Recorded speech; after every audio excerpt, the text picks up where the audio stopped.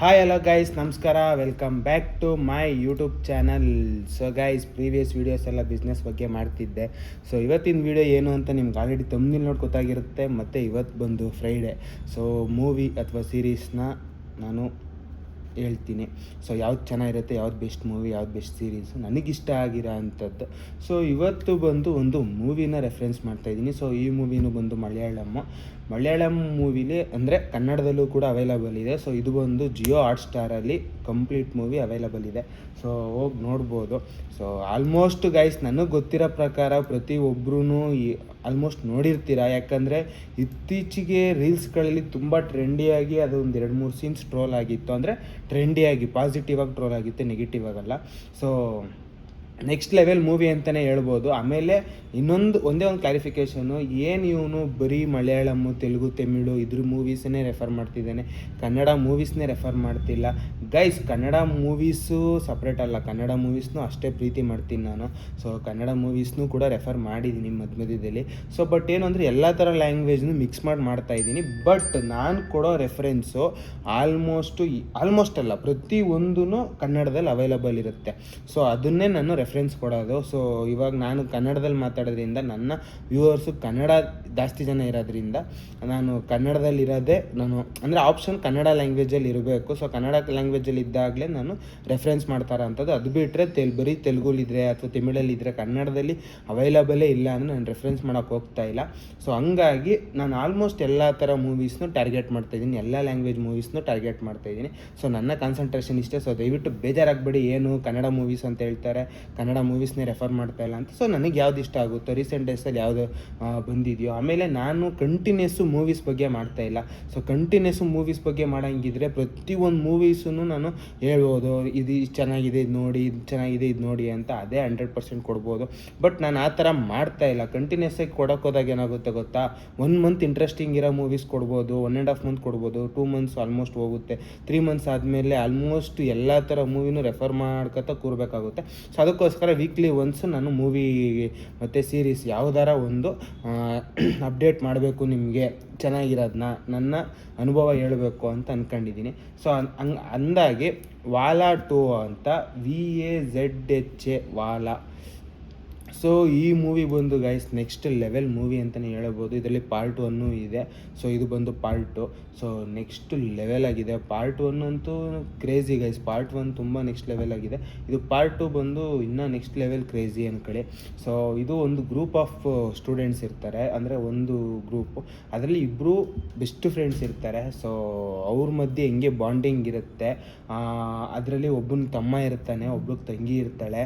So ಅವ್ರಿಗೋಸ್ಕರ ಹೆಂಗೆಲ್ಲ fight ಮಾಡ್ತಾರೆ ಅಂತ. ಇವಾಗ ಅಣ್ಣ ತಮ್ಮ ಮಧ್ಯದಲ್ಲಿರೋ ಬಾಂಡಿಂಗ್ನೂ ಕೂಡ ತೋರಿಸಿದ್ದಾರೆ. ಅವ್ರು ಜಗಳ ಆಡ್ತಾರೆ, ಬಡ್ದಾಡ್ತಾರೆ, ಏನೇ ಮಾಡಿದ್ರು ಲಾಸ್ಟ್ ಮೂಮೆಂಟ್ ಏನಾದರೂ ಹೆಲ್ಪ್ ಬೇಕು ಅಂದಾಗ ಒಬ್ರಿಗೊಬ್ರು ಬಿಟ್ಕೊಡಲ್ಲ. ಸೊ ತಮ್ಮಂಗೆ ಅಣ್ಣ ಹೆಲ್ಪ್ ಮಾಡ್ತಾನೆ, ಈ ರೀತಿ. ಸೊ ಅಣ್ಣ ತಂಗಿ ಮಧ್ಯೆನೂ ಯಾವ ಥರ ಇರುತ್ತೆ ಬಾಂಡಿಂಗು, ಅವ್ರು ಏನೇ ಮಾಡ್ಬೋದು, ಮನೇಲಿ ಎಷ್ಟು ಜಗಳ ಆಡ್ಬೋದು, ಅವಳಿಗೊಂಚೂರು ಕಷ್ಟ ಅಂತ ಬಂದಾಗ ಯಾವ ರೀತಿ ಆ್ಯಕ್ಷನ್ ತಗೋತಾರೆ, ಅವಳಿಗೆ ಏನಾರ ಪ್ರಾಬ್ಲಮ್ ಆಯಿತು, ಅವಳ ಬಗ್ಗೆ ಯಾರಾದರೂ ಏನಾದ್ರು ಕೆಟ್ಟದಾಗಿ ಮಾತಾಡಿದಾಗ ಯಾವ ರೀತಿ ಆ್ಯಕ್ಷನ್ ತಗೊಂಡು ಯಾವ ರೀತಿ ಪರಿಣಾಮ ಬೀರುತ್ತೆ, ಅಂದರೆ ಅವ್ರ ಟೆಂಪರ್ ಯಾವ ರೀತಿ ರೈಸ್ ಆಗುತ್ತೆ ಅನ್ನೋದು ನೆಕ್ಸ್ಟ್ ಲೆವೆಲ್ ತೋರಿಸಿದ್ದಾರೆ ಗೈಸ್. ಯಾಕೆಂದರೆ ಒಂದು ಸೀನ್ ಬರುತ್ತೆ, ನೆಕ್ಸ್ಟ್ ಲೆವೆಲ್ ಸೀನ್ ಅಂತಲೇ ಹೇಳ್ಬೋದು. ಇದು ಆಲ್ಮೋಸ್ಟ್ ಪ್ರತಿಯೊಬ್ಬರು ನೋಡ್ಬಿಟ್ಟಿರ್ತೀರ, ಟ್ರೋಲಾಗಿ ಹೋಗಿರುತ್ತೆ ಸೀನು. ಸೊ ಒಬ್ಬ ಟೀಚರು, ಅಂದರೆ ಹೇಳಿದ್ನಲ್ಲ ಅಣ್ಣ ತಂಗಿ ಅಂತ, ತಂಗಿ ಬಗ್ಗೆ ಒಂದು ಸ್ವಲ್ಪ ಕೆಟ್ಟದಾಗಿ ಮಾತಾಡ್ತಾನೆ. ಸೊ ನುಗ್ಗಿ ಬ್ಲಾಸ್ಟ್ ಮಾಡಾಕ್ಬಿಡ್ತಾರೆ ಟೀಚರ್ನೇ. ಸೊ ಇದೆಲ್ಲ ನೋಡಿರ್ತೀರ ಟ್ರೋಲಲ್ಲಿ, ಅದಕ್ಕೋಸ್ಕರ ಈ ಸೀನ್ನ ರಿವೀಲ್ ಮಾಡಿದೆ. ಸೊ ತುಂಬ ಕೆಟ್ಟದಾಗಿ ಅಂದರೆ ತುಂಬ ಕೆಟ್ಟದಾಗಿ ಹೇಳ್ಬಿಡ್ತಾನೆ. ಸೊ ಯಾರಿಗೇ ಆಗಲಿ ಇರಿಟ್ ಆಗುತ್ತದು. ಸೊ ಆವಾಗ ಅವ್ನ ಫ್ರೆಂಡು ಮತ್ತು ಇವನು ಇಬ್ಬರು ಸೇರಿ ಬ್ಲಾಸ್ಟ್ ಮಾಡಿಬಿಡ್ತಾರೆ ಟೀಚರ್ನೇ, ಪ್ರಿನ್ಸಿಪಲ್ ಮುಂದೆ, ಪೇರೆಂಟ್ಸ್ ಮುಂದೆ. ಸೊ ಆ ಸೀನ್ನ ಒಂಥರ ನೆಕ್ಸ್ಟ್ ಲೆವೆಲಾಗಿ ತೋರಿಸಿದ್ದಾರೆ ಗೈಸ್. ಅದೇನೋ ನನಗೆ ನಿಜವಾಗ್ಲೂ ಗೊತ್ತಿಲ್ಲ. ಅವ್ರ ಪೇರೆಂಟ್ಸ್ ಮನ್ಸು ಮಾಡಿದರೆ ಪೇರೆಂಟ್ಸ್ ತಡಿಬೋದಿತ್ತಲ್ಲಿ. ಸೊ ಪೇರೆಂಟ್ಸ್ ಕೂಡ ತಡೆಯಲ್ಲ, ಅಂದರೆ ಅವ್ರ ಅಮ್ಮ ಒಂದು ಸ್ವಲ್ಪ ಶಾಕ್ ಆಯ್ತಾರೆ, ಅಪ್ಪನಿಗೆ ಸಿಕ್ಕಾಪಟ್ಟೆ ಅರ್ಟಾಗೋಗಿರುತ್ತೆ. ಸೊ ಅವ್ನು ಯಾವ ಮೂಮೆಂಟು ತಗೊಳ್ಳಲ್ಲ, ಆ ಮೂಮೆಂಟಾಗಿ ಅವ್ನು ಸ್ಟಕ್ ಆಗೋಗಿರ್ತಾನೆ, ಪಾಸ್ ಆಗೋಗಿರ್ತಾನೆ, ಏನಾದರೂ ಮಾಡ್ಕೊಳ್ಳಿ. ಯಾಕಂದರೆ ಆ ರೀತಿ ಕೆಟ್ಟದಾಗಿ ಮಾತಾಡಿರ್ತಾನೆ. ಆ ಸೀನ್ ಮಾತ್ರ ನೆಕ್ಸ್ಟ್ ಲೆವೆಲ್ ಮಾಡಿದ್ದಾರೆ ಅಂತಲೇ ಹೇಳ್ಬೋದು. Crazy guys. ದಯವಿಟ್ಟು ಯಾರ್ಯಾರೆಲ್ಲ ಮೂವಿ ನೋಡಿಲ್ಲ ಹಾಟ್ಸ್ಟಾರಲ್ಲಿ ಇದೆ ಗೈಸ್, ಮಿಸ್ ಮಾಡ್ಕೊಬಿಡಿ, ದಯವಿಟ್ಟು ನೋಡಿ. ಸೊ ಅದಾದಮೇಲೆ ಒಂದು ಲವ್ ಸ್ಟೋರಿ ಯಾವ ರೀತಿ ಹೋಗುತ್ತೆ ಹೀರೋ ಮತ್ತು ಹೀರೋಯಿನ್ ಮಧ್ಯೆ, ಅದು ಒಂಥರ ಆ ಲವ್ ಸ್ಟೋರಿನೂ ನೆಕ್ಸ್ಟ್ ಲೆವೆಲ್ ತೋರಿಸಿದ್ದು. ಈ ಸೀನು ಕೂಡ ಟ್ರೋಲ್ ಆಗಿತ್ತು ಗೈಸ್. ಆಲ್ಮೋಸ್ಟ್ ಈ ಸೀನು ಕೂಡ ಲವ್ ಮಾಡ್ತಾ ಇರ್ತಾನೆ, ಬಟ್ ಪ್ರಪೋಸ್ ಮಾಡಿರಲ್ಲ, ಹಿಂದೆ ಫಾಲೋ ಮಾಡ್ತಾ ಇರ್ತಾನೆ, ಅವಳಿಗೂ ಇಷ್ಟ ಇರುತ್ತೆ, ಅವಳು ರೆಸ್ಪಾನ್ಸ್ ಮಾಡಿರಲ್ಲ. ಸೊ ಟೀಚರ್ ಬಂದು ಕೇಳಿದಾಗ ಆ ಮೂಮೆಂಟಿಗೆ ಅವಳು ಅವನ ಹೆಸರು ಹೇಳಿದಾಗ ಲೈಕ್ ಒಂಥರ ನೆಕ್ಸ್ಟ್ ಸೀನ್ ಗೈಸ್, ಅದು ಮಾತ್ರ ನೆಕ್ಸ್ಟ್ ಲೆವೆಲ್ ಆಗಿತ್ತು. ಅವ್ನಿಗೂ ಶಾಕು, ಓಕೆ ಇವಳಿಗೂ ಇಷ್ಟ, ಬಟ್ ಅಲ್ಲಿ ಹಿಂಗೆ ಅಂದರೆ ಮಿಕ್ಸ್ಡ್ ಎಮೋಷನ್ನು. ಒಂದು ಕಡೆ ಖುಷಿ, ಇವಳು ನನ್ನ ಇಷ್ಟಪಡ್ತಾಳು, ಇವಳು ನನ್ನ ಫಾಲೋ ಮಾಡೋದನ್ನೆಲ್ಲ ನೋಡಿದ್ದಾಳೆ, ಇವಳಿಗೂ ನನ್ನ ಕಂಡ್ರೆ ಇಷ್ಟ ಅನ್ನೋ ರೀತಿ ಎಕ್ಸ್ಪೀರಿಯೆನ್ಸ್ನ ಖುಷಿಯಿಂದನೂ ತೋರ್ಸೋಕ್ಕಾಗ್ತಲ್ಲ, ಯಾಕಂದರೆ ಟೀಚರ್ ಮುಂದೆ ಸೀಸ್ ಆಗಿಬಿಟ್ಟವ್ರೆ. ಸೊ ಅಲ್ಲೂ ಭಯನೂ ಇರಬೇಕು ಮತ್ತು ಖುಷಿನೂ ಆಗಬೇಕು, ಎರಡು ಮಿಕ್ಸ್ಡ್ ಎಮೋಷನ್ ನೆಕ್ಸ್ಟ್ ಲೆವೆಲಾಗಿ ತೋರಿಸಿದ್ದಾರೆ. ಈ ರೀತಿ ಹೋಗುತ್ತೆ ಫಸ್ಟ್ ಹಾಫು, ಆಲ್ಮೋಸ್ಟ್ ಈ ರೀತಿ ಹೋಗುತ್ತೆ ಗೈಸ್ ಸಿಂಪಲ್ ಆಗಿ. ಅದಾದಮೇಲೆ ಸೆಕೆಂಡ್ ಹಾಫು ಇನ್ನೂ ನೆಕ್ಸ್ಟ್ ಲೆವೆಲ್ಗೆ ತೊಗೊಂಡೋಗಿದ್ದಾರೆ. ಫುಲ್ಲು ಲೈಕ್ ಎಮೋಷನ್ ಆಗಿ ಒಂಥರ ಫ್ಯಾಮಿಲಿ ಅಂದರೆ ಟಚ್ ಆಗಬೇಕು ಮನ್ಸಿಗೆ, ಆ ರೀತಿ ತೆಗ್ದಿದ್ದಾರೆ. ಸೊ ಆದ್ರೂ ನೆಕ್ಸ್ಟ್ ಲೆವೆಲು. ಅದರಲ್ಲಿ ಇನ್ನೂ ಒಂದು ಅಣ್ಣ ತಮ್ಮ ಇರ್ತಾರೆ. ಸೊ ಅಣ್ಣ ಬಂದು ದುಬೈಲಿ ಏನೋ ಕೆಲಸ ಮಾಡ್ತಾ ಇರ್ತಾನೆ ಅಂತ, ಅಂದರೆ ತುಂಬ ದುಡಿತವನೆ ಅಂತ ಮನೇಲಿ ಅನ್ಕೊಂಡಿರ್ತಾರೆ. ತಮ್ಮನ್ನು ಅಲ್ಲೇ ಕಳಿಸ್ಬೇಕು ಅಂದ್ಬಿಟ್ಟು ತಮ್ಮನ್ನು ಅಲ್ಲೇ ಕಳಿಸ್ತಾರೆ. ಬಟ್ ಅಲ್ಲಿ ಅವ್ರ ಅಣ್ಣ ಏನು ಕಷ್ಟ ಬೀಳ್ತಾ ಇರ್ತಾನೆ ಅಂತ ತಮ್ಮ ಹೋಗಿ ನೋಡಿದ್ಮೇಲೆ ಗೊತ್ತಾಗುತ್ತೆ, ಓ ಕಷ್ಟ ಇದೆ ಜೀವನ ಅಂತ.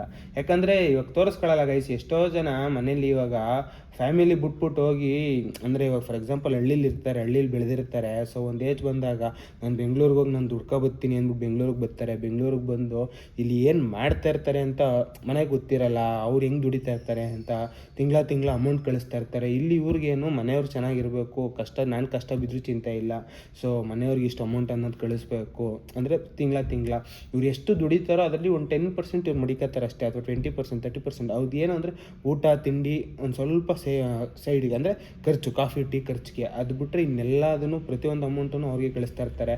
ನಿಜವಾಗ್ಲೂ ಗೈಸ್ ಇದ್ರ ಬಗ್ಗೆ ಹೇಳಬೇಕು ಅಂದರೆ ಕ್ಯಾಬ್ ಡ್ರೈವರ್ಸ್ ಎಷ್ಟೋ ಜನ ನಾನು ನೋಡಿದ್ದೀನಿ. ಲೈಕ್ ಅವರು ಕಾರಲ್ಲೇ ಆಲ್ಟ್ ಆಯ್ತಾರೆ, ಅಂದರೆ ಕಾರನ್ನೇ ಮನೆ ಮಾಡ್ಕೊಬಿಟ್ಟಿರ್ತಾರೆ, 1-2 ಜೊತೆ ಬಟ್ಟೆ ಮಡಿಕೊಂಡಿರ್ತಾರೆ, ತಿಂಗಳು ಪೂರ್ತಿ ಸುತ್ತುತ್ತಾರೆ, ನೈಟು ಡೇ ಏನೂ ನೋಡಲ್ಲ, ನಿದ್ದೆ ಬಂದಾಗ 1-2 ಅವರ್ ಮಲಗ್ತಾರೆ. ಅದಾದಮೇಲೆ ತಿರ್ಗಾ ಕಂಟಿನ್ಯೂಸ್ ಆಗಿ ಬಾಡಿ ಹೊಡಿತಾರೆ. ಊಬರು ಈ ಥರ ಎಲ್ಲ ಇರೋದ್ರಿಂದ, ರ್ಯಾಪಿಡೋ ಊಬರಲ್ಲಿ ಇರೋದ್ರಿಂದ ಸೊ ಡೇ ಆ್ಯಂಡ್ ನೈಟ್ ಹೊಡಿತಾ ಇರ್ತಾರೆ. 1 ತಿಂಗಳು 2 ತಿಂಗಳು 3 ತಿಂಗಳು ಕಷ್ಟ ಬೀಳ್ತಾರೆ. ಅದಾದ್ಮೇಲೆ ಮನೆಗೆ ಹೋಗ್ಬಿಟ್ಟು ತಿರ್ಗಾ 1 ವಾರ ರೆಸ್ಟ್ ಮಾಡ್ಕೊಂಡು ತಿರ್ಗಾ ಇಲ್ಲಿ ಮಾಡ್ತಾರೆ. ಬಟ್ ಅವ್ರ ಮನೇಲಿ ಗೊತ್ತಿರಲ್ಲ ಇವನೇನು ಮಾಡ್ತಿರ್ತಾನೆ ಅಂತ. ಕಾರ್ ಓಡಿಸ್ತವನೆ ಅಂತ ಅನ್ಕೋತಾರೆ. ಕಾರ್ ಓಡಿಸ್ತವನೆ ಅಂದರೆ ಹೆಂಗೆ, ಬೆಳಿಗ್ಗೆ 8 ಗಂಟೆಗೆ ಎದ್ದೇಳ್ತಾನೆ, ಕಾರ್ ಓಡಿಸ್ತಾನೆ, 10 ಗಂಟೆಗೆ ಮನೆಗೆ ಬಂದು ಮಲ್ಕೋತಾರೆ ಅಂತ ಅವ್ರು ಅನ್ಕೊಂಡಿರ್ತಾರೆ. ಬಟ್ ಅವ್ರಿಗೆ ಗೊತ್ತಿಲ್ಲ, ಇಲ್ಲ ಅವ್ನ ಮನೇನೂ ಇಲ್ಲ, ಏನೂ ಇಲ್ಲ, ಇಲ್ಲಿ ಪಬ್ಲಿಕ್ ಟಾಯ್ಲೆಟ್ ಯೂಸ್ ಮಾಡ್ತಿದ್ದಾರೆ, ಆರಾಮಾಗಿ ಅವ್ನ ಕಾರಲ್ಲೇ ಎಲ್ಲ ನಡೆಸ್ತವನೆ ಅಂತ ಗೊತ್ತಿಲ್ಲ. ಪಾಪ ರೀಸೆಂಟ್ ಡೇಸಲ್ಲಿ ಯಾರೋ ಒಬ್ಬ ಡ್ರೈವರು ಫುಲ್ಲು ಗ್ಲಾಸ್ನೆಲ್ಲ ಎತ್ಬಿಟ್ಟು ಮಲಗಿ, ಸೊ ಆ ಗಾಳಿ ಅಲ್ಲೇ ರೊಟೇಷನ್ ಆಗಿ ಸ್ಪಾಟಲ್ಲಿ ಡೆತ್ ಆಗಿ, ಅದಾದಮೇಲೆ ಕಾರೆಲ್ಲ ಹೊಡೆದಾಕಿ ತೆಗ್ದಿದ್ದಾರೆ ಆಚೆಗೆ. ಸೊ ಈ ಥರ ನ್ಯೂಸ್ ಆಯ್ತಾ ಇರುತ್ತೆ. ಸೊ ಅದು ಬಿಟ್ಟರೆ ಗೈಸ್ ಬನ್ನಿ ಇವಾಗ ಮೂವಿಗೆ ಹೋಗೋಣ. ಒಂಥರ ಎಮೋಷ್ನಲ್ ಆಗಿ ಚೆನ್ನಾಗಿ ತೋರಿಸಿದ್ದಾರೆ. ಆಮೇಲೆ ಅಪ್ಪ ಮಗನ ಬಾಂಡಿಂಗು ತೋರಿಸಿದ್ದಾರೆ. ಒಬ್ಬನೇ ಮಗ ಇರ್ತಾನೆ, ಹೆಂಡ್ತಿರಲ್ಲ, ಚೆನ್ನಾಗಿ ಸಾಕಿರ್ತಾನೆ, ಬಟ್ ಅವನು ಏನೋ ಕೆಲಸದ ಮೇಲೆ ದುಬೈಗೆ ಹೋಗಿರ್ತಾನೆ. ಸೊ ಅವ್ನು ಇಲ್ದಿರೋ ಟೈಮಲ್ಲಿ ಇಲ್ಲೇ ಅನಾಹುತ ಆಗುತ್ತೆ, ಬಟ್ ಫ್ರೆಂಡ್ ನಿಂತ್ಕೊಂಡು ಎಲ್ಲ ನೋಡ್ಕೊತಾನೆ.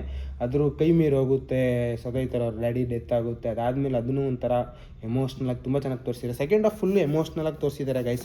ಯಾವ ರೀತಿಯೆಲ್ಲ ಇರುತ್ತೆ, ಇವಾಗ ಒಬ್ಬ ಹುಡುಗ ಅವ್ನ ಲೈಫಲ್ಲಿ ಇವಾಗ ಎಂಜಾಯ್ ಮಾಡ್ಕೊಂಡು ಹೆಂಗಿರ್ತಾನೆ ಒಂದು 20-25ನೇ ವಯಸ್ಸುವರೆಗೂ.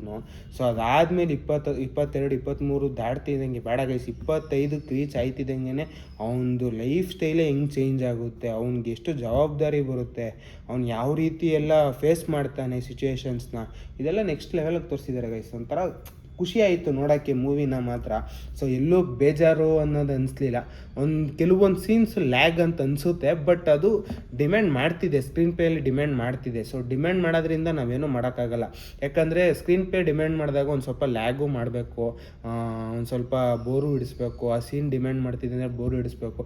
ಇವಾಗ ಏನಂದರೆ ಫಸ್ಟ್ ಹಾಫ್ ಫುಲ್ಲು ಕಾಮಿಡಿಯಾಗಿ ಹೋಗಿದೆ, ಸೆಕೆಂಡ್ ಹಾಫು ಫುಲ್ಲು ಕಾಮಿಡಿಯಾಗಿ ಜಾಲಿಯಾಗಿ ಹೋಗ್ಬಿಟ್ಟಿದ್ರೆ ಅದಕ್ಕೆ ಸ್ಟೋರಿಗೆ ಒಂದು ಅರ್ಥ ಇರ್ತಾ ಇರಲಿಲ್ಲ. ಸೊ ಅದನ್ನು ಯಾವ ರೀತಿ ತೋರ್ಸೋಕೆ ಹೊರಟಿದ್ದಾರೆ ಅನ್ನೋದು 4-5 ಜನ ಫ್ರೆಂಡ್ಸ್ ಇರ್ತಾರೆ, 4-5 ಜನ 4-5 ಥರ ಯೋಚನೆ ಮಾಡ್ತಾ ಇರ್ತಾರೆ. ಅಂದರೆ ಒಬ್ಬ ಹುಡುಗನ ಲೈಫಲ್ಲಿ 20 ವರ್ಷ ಆದಮೇಲೆ ಅವ್ನ ಸಿಚುವೇಶನ್ಸೇ ಚೇಂಜ್ ಆಗುತ್ತೆ. 20 ವರ್ಷ 25 ವರ್ಷ ದಾಟ್ತಿದ್ದಂಗೆ ಅವ್ನ ಜವಾಬ್ದಾರಿ ಚೇಂಜ್ ಆಗುತ್ತೆ, ಸಿಚುವೇಶನ್ ಚೇಂಜ್ ಆಗುತ್ತೆ, ಜವಾಬ್ದಾರಿ ಜಾಸ್ತಿ ಆಗುತ್ತೆ, ಅವ್ನ ವೇ ಆಫ್ ಥಿಂಕಿಂಗ್ ಚೇಂಜ್ ಆಗುತ್ತೆ. ಯಾವ ರೀತಿ ಏನು ನೆಕ್ಸ್ಟ್ ಲೆವೆಲಾಗಿ ತೋರಿಸ್ಕೊಂಡು ಹೋಗಿದ್ದಾರೆ.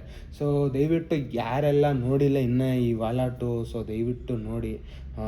ನಾನು ಆಲ್ಮೋಸ್ಟು ತಮ್ನಿಲಲ್ಲಿ ಹಾಕಿರ್ತೀನಿ, ಸ್ಪೆಲ್ಲಿಂಗ್ ಎಲ್ಲ ನೋಡ್ಕೊಂಡು, ಅಂದರೆ ಟೈಟಲಲ್ಲೂ ಇರುತ್ತೆ. ಸೊ ಆರಾಮಾಗಿ ನೋಡ್ಕೊಂಡು ಟೈಪ್ ಮಾಡ್ಕೊಂಡು, ಅಂದರೆ ವಾಲಾಟು ಅಂದರೆ ಗೊತ್ತಾಗೋಗಿರುತ್ತೆ, VAZHA ಅಂತ ಬರುತ್ತೆ. ಸೊ ಹಾಕಿರ್ತೀನಿ ನೋಡಿ. ಸೊ ಯಾರಿಗೆಲ್ಲ ಇಷ್ಟ ಆಗಿದೆಯೋ, ಸೊ ದಯವಿಟ್ಟು ನಾನು ಒಂದೇ ಒಂದು ರಿಕ್ವೆಸ್ಟ್ ಮಾಡೋದೇನು ಅಂದರೆ, ಯಾರೆಲ್ಲ ಈ ಮೂವಿ ನೋಡಿದ್ದೀರೋ ಸೊ ದಯವಿಟ್ಟು ಕಮೆಂಟ್ ಬಾಕ್ಸಲ್ಲಿ ಕಮೆಂಟ್ ಮಾಡಿ. ಯಾಕಂದರೆ ಪ್ರತಿಯೊಬ್ಬರಿಗೂ ಗೊತ್ತಾಗುತ್ತೆ. ಸೊ ನಾನು ವೀಡಿಯೋ ಓಪನ್ ಮಾಡಿದ ತಕ್ಷಣ ಕಮೆಂಟ್ ಬಾಕ್ಸ್ ಓಪನ್ ಮಾಡ್ತಾರೆ ಕೆಲವೊಬ್ಬರು. ಸೊ ಅವಾಗ ನೋಡಿದ ತಕ್ಷಣ ಮೂವಿ ಇಂಟ್ರೆಸ್ಟಿಂಗ್ ಆಗಿರುತ್ತೆ, ಅದಕ್ಕೆ ಇಷ್ಟು ಜನ ಕಮೆಂಟ್ ಮಾಡೋರೆ ಅಂತ ಪಟ್ಟಂತ ಹೋಗಿ ನೋಡ್ತಾರೆ. ಯಾರೆಲ್ಲ ಮೂವಿ ನೋಡಿಲ್ವೋ ಸೊ ದಯವಿಟ್ಟು ಹೋಗಿ ನೋಡಾದ್ಮೇಲೆ ಬಂದು ಕಮೆಂಟ್ ಹಾಕಿ ಯಾವ ರೀತಿ ಇತ್ತು ಮೂವಿ. ಯಾಕಂದರೆ ನಾನು ನನ್ನ ಒಪಿನಿಯನ್ ಕೊಡ್ತಾ ಇರ್ತೀನಿ ಗೈಸ್. ಸಿಂಪಲ್ಲಾಗಿ ನನಗೆ ತುಂಬ ಇಷ್ಟ ಆಯಿತು, ನನಗೆ ಈ ಸೀನ್ ಇಷ್ಟ ಆಯಿತು, ಈ ಸೀನ್ ಇಷ್ಟ ಆಯಿತು, ನನ್ನ ವೇ ಆಫ್ ಥಿಂಕಿಂಗಲ್ಲಿ ನನಗೆ ಇಷ್ಟ ಆಗಿರೋದ್ರಲ್ಲಿ ನಾನು ಹೇಳ್ತಾ ಇರ್ತೀನಿ. ಬಟ್ ನಿಮಗೆ ಅದರಲ್ಲಿ ಬೇರೆ ಸೀನ್ ಇಷ್ಟ ಆಗಿರ್ಬೋದು, ಅದು ಇಷ್ಟ ಆಗದೆ ಇರ್ಬೋದು, ಅಥವಾ ಮೂವಿನೇ ಬೋರ್ ಹಿಡಿಸಿರ್ಬೋದು. ಅದನ್ನು ಬಂದು ಕಮೆಂಟ್ ಸೆಕ್ಷನಲ್ಲಿ ಕಮೆಂಟ್ ಹಾಕಿದಾಗ ಸೊ ಓಕೆ ಎಲ್ಲರಿಗೂ ಅರ್ಥ ಆಗುತ್ತೆ. ಆಮೇಲೆ ಮೇಜರಾಗಿ ನನಗೆ ಅರ್ಥ ಆಗುತ್ತೆ ಗೈಸ್. ಸೊ ಈ ಥರ ಒಂದು ಕಂಟೆಂಟ್ನ ಇಷ್ಟಪಡ್ತಿದ್ದಾರೆ, ಈ ಥರ ಎಮೋಷ್ನಲ್ ಕಂಟೆಂಟ್ನ ಇಷ್ಟಪಡ್ತಿರ್ತಾರೆ, ಈ ಥರ ಮೂವೀಸ್ನ ರೆಫರ್ ಮಾಡಬೇಕು, ಸಸ್ಪೆನ್ಸ್ ಥ್ರಿಲ್ಲರ್ನ ಇಷ್ಟಪಡ್ತಿದ್ದಾರೆ ಅಥವಾ ರೊಮ್ಯಾಂಟಿಕ್ ಮೂವೀಸ್ನ ಇಷ್ಟಪಡ್ತಿದ್ದಾರೆ ಅಂತ ನನಗೊಂದು ಕ್ಲಾರಿಟಿ ಸಿಗುತ್ತೆ. ಅದಾದಮೇಲೆ ಅದ್ರ ಮೇಲೆ ಸಿಗುವಾಗ ಮೂನ ನಾನು ತಗೋಬೋದು. ಸೊ ದಯವಿಟ್ಟು ಯಾರೆಲ್ಲ ನೋಡಿಲ್ಲ ಸೊ ದಯವಿಟ್ಟು ಹೋಗಿ ನೋಡಿ ಅಂತ ಹೇಳ್ತಾ, ಜಿಯೋ ಹಾಟ್ಸ್ಟಾರಲ್ಲಿ ಇದೆ ಕಂಪ್ಲೀಟಾಗಿ. ಸೊ ಹೋಗಿ ನೋಡಿ. ಕನ್ನಡ, ತೆಲುಗು, ತಮಿಳು, ಮಲಯಾಳಮ್ಮು, ಸೊ ಹಿಂದಿಲೂ ಕೂಡ ಇರ್ಬೋದು. ಸೊ ಇಷ್ಟು ಕಂಪ್ಲೀಟ್ ಭಾಷೆಯಲ್ಲಿದೆ. ನಿಮ್ಗೆ ಯಾವುದು 100% ಅರ್ಥ ಆಗುತ್ತೋ, ಸೊ ಇನ್ನೂ ಒಂದು ಏನು ಹೇಳ್ತೀನಿ ಅಂದರೆ, ಮಲಯಾಳಂ ನಿಮಗೆ 100% ಅರ್ಥ ಆಗುತ್ತೆ ಅಂದರೆ ಸೊ ಅದರಲ್ಲೇ ನೋಡಿ. ತಮಿಳು ನಿಮ್ಗೆ 100% ಅರ್ಥ ಆಗುತ್ತೆ ಅಂದರೆ second option Tamil, third option Kannada ಅಥವಾ ತೆಲುಗು, ಎರಡರಲ್ಲಿ ಯಾವ್ದಾರ ಒಂದು. ಸೊ ಯಾಕೆ ಅಂದರೆ ತಮಿಳು ಗೊತ್ತಿರೋದು ಆಲ್ಮೋಸ್ಟ್ ಮಲಯಾಳಂ ಈಸಿಯಾಗಿ ಅರ್ಥ ಆಗೋ ಚಾನ್ಸಸ್ ಇರುತ್ತೆ. ಸೊ ಇಲ್ಲ ನನಗೆ 100% ಅರ್ಥ ಆಗಲ್ಲ, ತಮಿಳು 100% ಅರ್ಥ ಆಗುತ್ತೆ ಅಂದರೆ ಓಕೆ, ಒಂದು ಸ್ವಲ್ಪ ಸಿಮಿಲರ್ ಆಗಿರುತ್ತಲ್ಲ. ಸೊ ನಿಮಗೆ ಲಿಪ್ಸಿಂಕಿಂಗ್ ಎಲ್ಲ ಕ್ಲೀನಾಗಿ ಸಿಂಕ್ ಆಗ್ತಾ ಹೋಗುತ್ತೆ. ಕನ್ನಡದಲ್ಲಿ ಕೂಡ ಲಿಪ್ಸಿಂಕ್ ಏನೂ ಪ್ರಾಬ್ಲಮ್ ಇಲ್ಲ ಗೈಸ್. ಕನ್ನಡದಲ್ಲಿ ಕೂಡ ತುಂಬ ಚೆನ್ನಾಗಿ ಮಾಡಿದ್ದಾರೆ. ಸೊ ಕನ್ನಡದಲ್ಲಿ ನೋಡಬೇಡಿ ಅಂತ ಹೇಳ್ತಾರೆ, ಕನ್ನಡದಲ್ಲೇ ನೋಡಿ. ಫಸ್ಟ್ ಆಫ್ ಆಲ್ ಕನ್ನಡ 100% ಬರುತ್ತೆ ನಿಮಗೆ ಅಂದರೆ ಕನ್ನಡದಲ್ಲೇ ನೋಡಿ. ಯಾಕಂದರೆ ಲಿಪ್ ಮೂಮೆಂಟ್ ಎಲ್ಲ ಕರೆಕ್ಟಾಗಿ ಮ್ಯಾಚ್ ಆಗ್ತಾ ಹೋಗಿದೆ. ಸೊ ಅಂತ ಹೇಳ್ತಾ ಈ ವಿಡಿಯೋ ಮುಗಿಸ್ತಾ ಇನ್. Love you, lots of love, take care guys, bye, signing of.